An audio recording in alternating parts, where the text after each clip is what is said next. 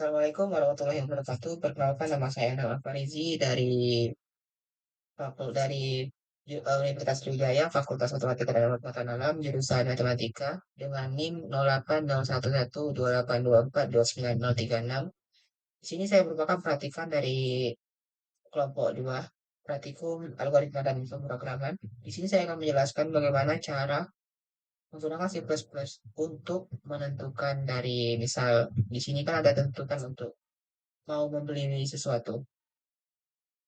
Di sini saya menggunakan inputnya itu seperti biasa IOStream. Itu merupakan input pada umumnya using namespace. Jadi seperti biasa untuk biar std-nya itu tidak melakukan pengulangan di integer main. Nah, di sini saya integer itu menggunakan pilihan nasi, jumlah beli, tidak pembayaran. Nah, di sini saya menggunakan double untuk saldonya itu di 100.000. Nah, terus untuk double lagi untuk harga, total, diskon, total tanpa pajak, total dengan pajak, biaya pembayaran, total bayar. Di sini saya menggunakan si out-nya itu untuk di bagian ini ada beberapa bagian dan itu tidak saya masukkan untuk si in-nya karena untuk menampilkan di layar doang. Di sini untuk di pertama itu sama berbelanja. Yang pertama, selanjutnya itu untuk nasi telur dadar itu harganya 10.000, nasi ayam itu 13.000, nasi rendang 18.000 dan dan nasi ikan itu 15.000. Dan di sini harganya tidak di atas belum termasuk PPN 12%. Nah, di sini saya menggunakan masukan pilihan nasi. Di sini saya untuk menentukan pilihan nasi yang mana yang akan digunakan, akan dipilih. Itu untuk si nya itu pilihan nasi.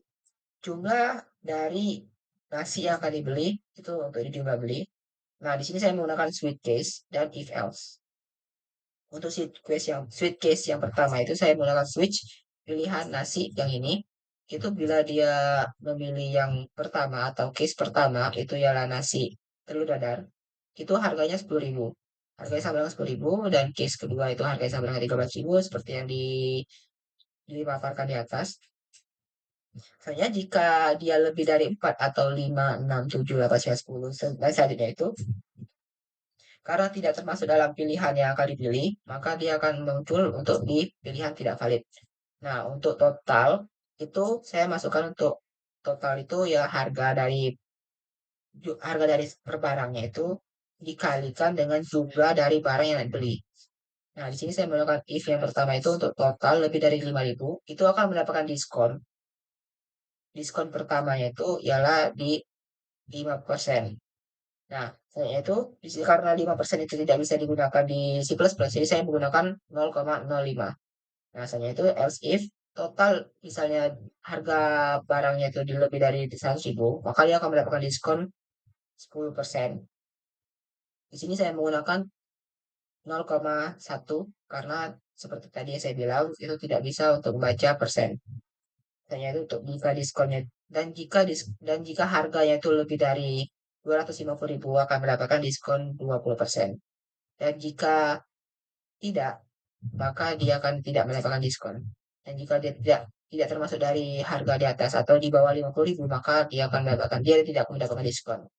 Nah, karena di ini saya menggunakan pertama itu total tanpa pajak sama dengan total dikurang diskon tersebut. Karena di harganya itu kan kita kan untuk menentukan pertama itu berapa uang yang eh, harga uang yang dibayar itu tanpa pajak, yaitu di total itu dikurang dengan diskon. Nah, asalnya itu untuk total dengan pajak, itu total tanpa pajak yang atas itu dikalikan dengan PPN-nya, yaitu 12%. Nah, 12% itu kita gunakan 1,12. Nah, selanjutnya itu untuk yang selanjutnya itu si out untuk total harganya ini itu untuk masuk total diskonnya berapa dimasukkan diskon total tanpa harga tanpa pajak itu untuk yang hasil ini dan total harga plus pajak itu untuk yang di bagian keduanya. Nah, selanjutnya itu kita untuk ini metode pembayaran. Jadi metode pembayaran ini untuk yang pertama itu saya bisa menggunakan Dana, bisa menggunakan BRI, bisa menggunakan BCA, bisa menggunakan GoPay. Dan itu untuk pajaknya itu masing-masing berbeda.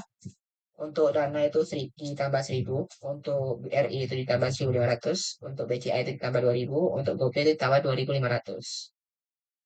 Nah, selanjutnya itu kita gunakan lagi si out. Pilih metode pembayaran, yaitu si ini itu pilih pilihan pembayaran. Nah, Di switch yang kedua, saya gunakan untuk pilihan pembayaran ini.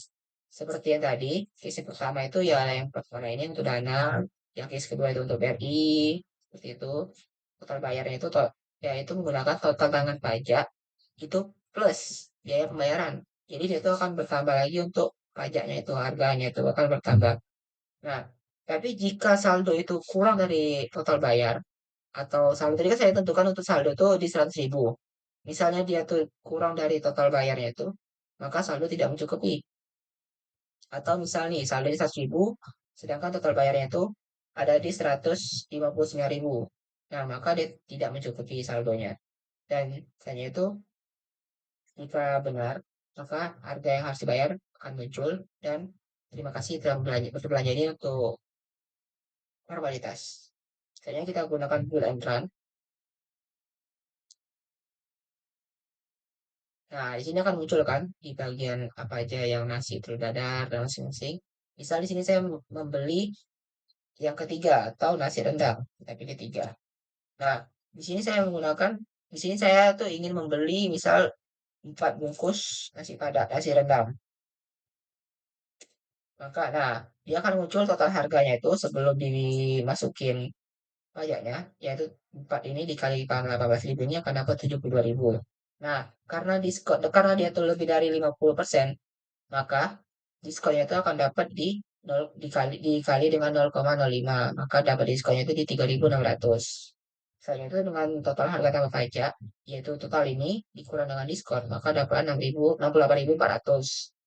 Nah, misalnya itu jika dan total harga plus pajak, itu yang total ini akan dikalikan dengan PPN 12% ini, maka didapatin di 76.608. Nah, kita di sini selanjutnya kita pilih metode pembayaran. Misal di sini saya menggunakan pembayaran di GoPay. Maka kita pilih 4. Maka selanjutnya selesai dan dia akan muncul harga yang harus dibayar itu 79.108 ribu.